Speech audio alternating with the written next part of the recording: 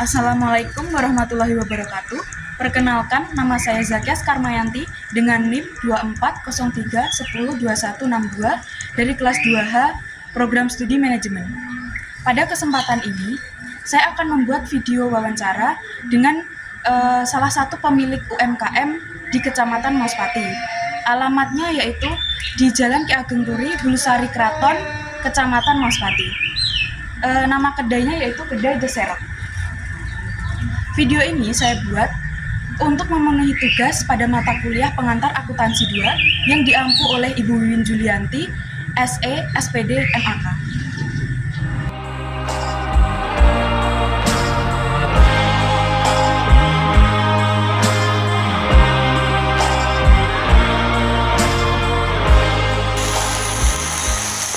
Baik, di sini saya sudah bersama dengan pengelola Kedai The Serok. Bersama Kak siapa? Halo, saya Roga Sapianti, pengelola Kedai The Serok. Nah, saya akan mengajukan pertanyaan-pertanyaan yang akan membahas mengenai fraud, internal control, and cash. Untuk pertanyaan yang pertama yaitu, bagaimana cara usaha ini mencatat pemasukan dan pengeluaran kas sehari-hari? Apakah ada buku kas atau sistem digital yang digunakan untuk pencatatan transaksi? Kalau sebenarnya pencatatan kas setiap hari itu kami melakukannya setiap hari. Jadi setiap ada pemasukan, pengeluaran kami catat setiap hari. Dan juga agar kami tahu laba setiap harinya itu berapa dan pengeluaran per harinya untuk operasional itu berapa. Seperti itu. Nah, lanjut untuk pertanyaan yang kedua ya Kak.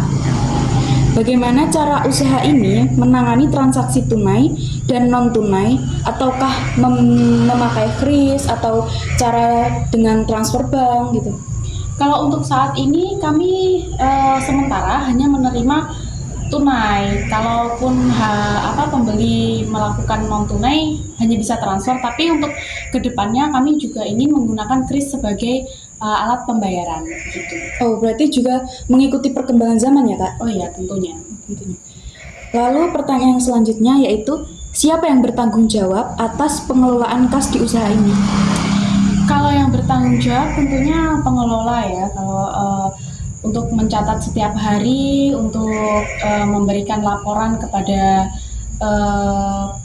pemilik dan juga yang lainnya supaya jadi jelas antara uang masuk, uang keluar setiap harinya, dan juga nanti mungkin setiap periode gitu kita melakukan stock of name untuk melihat berapa yang barang masuk, barang keluar seperti itu.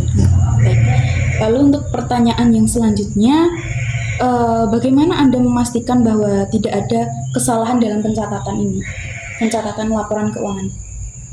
Karena dilakukan setiap hari, jadi menurut kami itu bisa meminimalisir untuk kesalahan-kesalahan tersebut. Jadi makanya kami mencatatnya itu setiap hari, benar-benar detail setiap hari.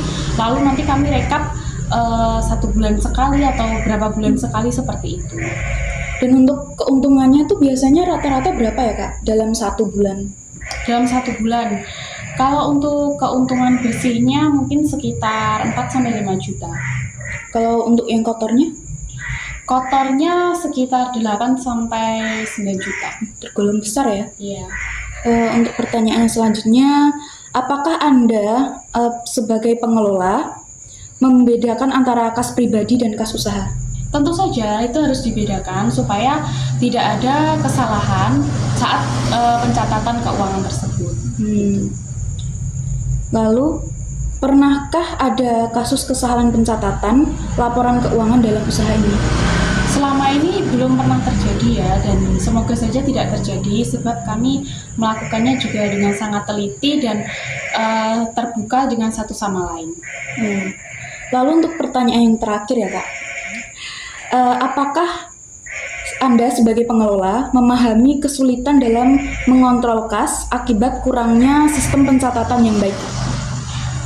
Mungkin untuk saat ini tidak merasa kesulitan ya, tapi mungkin kalau semakin membesar, mungkin kami juga membutuhkan laporan keuangan yang lebih detail dan juga lebih jelas supaya kami bisa tahu alur masuk keluarnya uang seperti itu. Kalau untuk saat ini mungkin laporan keuangan yang sederhana saja yang bisa kami buat gitu. Wow, sangat menginspiratif ya, pemirsa. Baik, terima kasih Kak telah menerima wawancara saya. Sama-sama. Oh, ini ada yang agak eye catching ya. Namanya kan The Xerox. Nah, apa sih sejarah dari nama The Xerox ini? Kalau sejarahnya sebenarnya simple ya. Kita mengambil namanya itu karena pemilik rumah ini namanya itu mendiang Mbah Xerox, dan kebetulan beliau itu dulu pedagang yang sangat sukses. Jadi kami menggunakan namanya dengan harapan supaya usaha kami, dagangan kami itu juga sesukses Mbah Xerox zaman dahulu gitu. Lalu apakah benar kan katanya rumah ini tuh sudah berusia 1 abad, itu apakah benar? Oh benar, lebih dari 1 abad malahan. Oh. Jadi Mbah Xerox itu dulu berjualan pada saat zamannya VOC gitu. Berdagang pada zamannya VOC itu beliau sudah mentereng di kalangan VOC begitu. Oh, old money ya guys. Wow.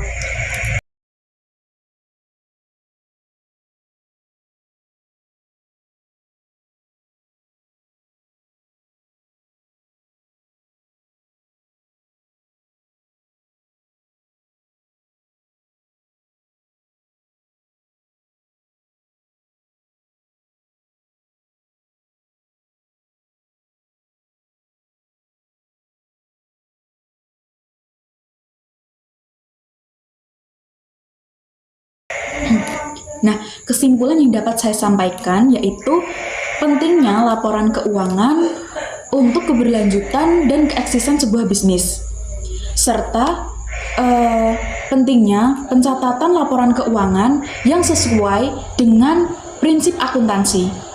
Terima kasih.